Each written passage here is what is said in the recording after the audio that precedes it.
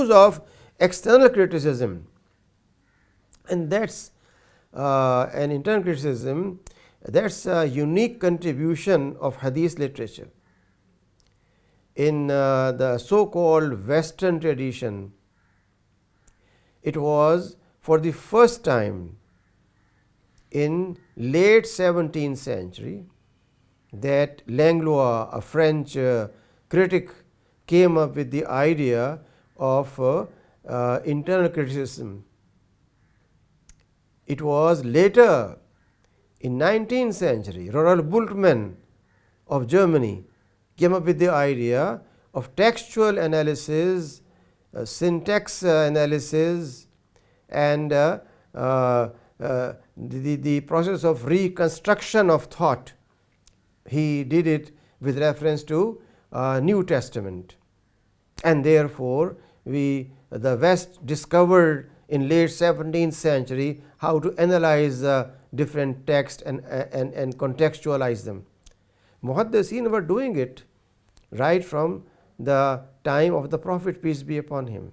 Any report had to go through an analysis of linguistic aspect, contextual aspect, comparative aspect with the Quran, comparison within the Hadith, and so on and so forth. So it's a dynamic research process which has been used by the Muhaddithin. They were not just reporters who used their memory alone, but they use all kinds of, they even went for social psychology and social analysis of language. Therefore, they try to find out in Hadith every word that is used, what was its sociological standing at the time of Prophet, and was it in that culture a common word, or later on some people added it to it from their own social environment. Every single aspect has been critically and thoroughly analyzed, and therefore this internal criticism and external criticism is a unique contribution. Similarly, with reference to the reporter or muhaddis, we find that how far the person was educated, who were his teachers, did he travel, if travel, in which places, whom he met in traveling, and at the same time what was his source of income, although and family life, was he a family man with very amicable situation, or he was always fighting with his wife. All those aspects are collected, and when they want to accept a hadith, they don't want to accept a hadith from a person who is emotionally disturbed. Emotional stability is a condition for accepting hadith. So a person who can be easily irritated and who can use foul words in anger is set aside. No report from him, but only from persons who have sober attitude, who understand what they are saying, whose life is transparent, and so on and so forth.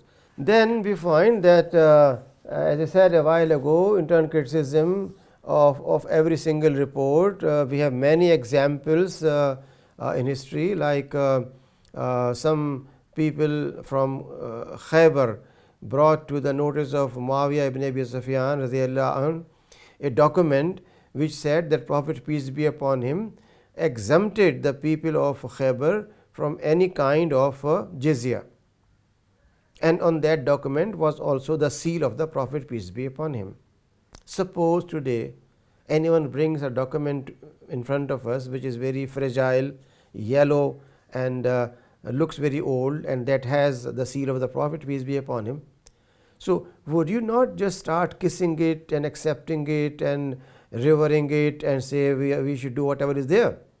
But Muawiyah says, well and good, you brought this document to me, but to the best of my knowledge, Khaybar was conquered in 7th year of Hijrah. The ahkam of jizya came in 9th year of Hijrah. How could the Prophet exempt you from a tax which came later on?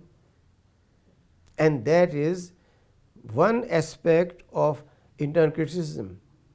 Many other questions were raised. I will not go in detail.